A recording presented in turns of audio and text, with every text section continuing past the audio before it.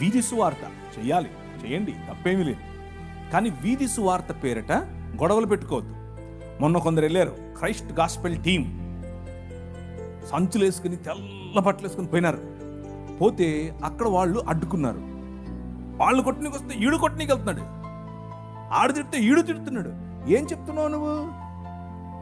ఏ పని అయితే చేయటానికి వెళ్ళావో దానికి కరెక్ట్గా ఆపోజిట్ చేస్తున్నావు నువ్వు. అవసరమా? లేదు.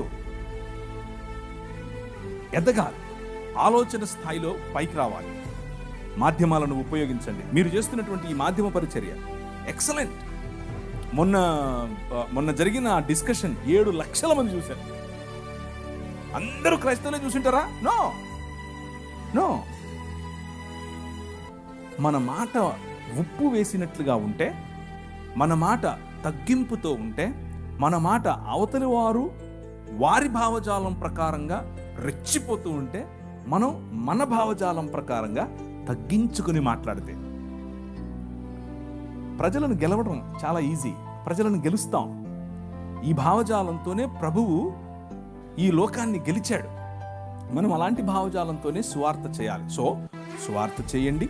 ఇది మన దేశం, కానీ సమయస్ఫూర్తి కలిగి చేయండి. ఉదాహరణకు ఏదైనా వేరే గ్రామానికి మీరు వెళ్తున్నారు, ఇక్కడ నుంచి ఒక టీం వేసుకుని, అక్కడ ఉంటారు కదా క్రైస్తవులు. ఒకవేళ ఉంటే వారికి ఇన్ఫార్మ్ చేయండి, మేము వస్తున్నాం, మేము పనిచేయాలనుకుంటున్నాం, మీకు సమయం వీలైతే మాకు తోడుగా ఉండండి, మేము చేస్తాం, వెళ్ళండి. దగ్గరున్నటువంటి వాళ్ళతో ముందు పీస్ పర్సన్ అంటారు, అంటే ఒక సహృదయం ఉన్న వ్యక్తిని కలుపుకోండి, అక్కడ కలిసి చేయండి, మళ్ళీ ఎవరి దారిన వాళ్ళు వెళ్ళిపోండి, ఇబ్బంది ఏమీ లేదు. అలాగే మాధ్యమాలను వాడుకోండి, అలాగే టెక్నాలజీ వాడండి, సెల్ ఫోన్స్ వాడండి, వాట్సాప్ వాడండి, ఫేస్బుక్ వాడండి. ఇవన్నీ మీరు చేసేవే, కొత్తవేం కాదు. అన్నిటినీ మించి స్నేహం వాడండి, స్నేహపూర్వకంగా ప్రజలను పట్టండి, గృహ దర్శనాలు చేయండి. ఇవన్నీ ఏం కాకుండా ఊరికే పోయి చేతిలో ఉన్నది నువ్వు వాడు మూడేంటో తెలియదు, వాడు ఎలా ఉన్నాడో తెలియదు, ఇదిగో నువ్వు నమ్ముకుంటే పరలోకం మొత్తం లేక నరకం మొత్తం, దేవుడు నిన్ను 65 చేస్తాడు, ఈ మాటలన్నీ చెప్తే ఎవరండి వినేది? ఎవరు వినరు. మనం చెప్పే దాంట్లో మనకు క్లారిటీ ఉండదు, వినే దాంట్లో వాళ్ళకు క్లారిటీ ఉండదు. అలా వద్దు.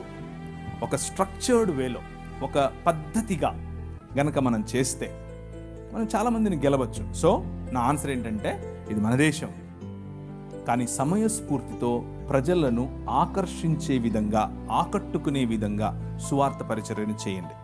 సువార్త పరిచర్యలో క్రీస్తును, రాజును పరిచయం చేయటం మన ఆలోచన, అంతేకాని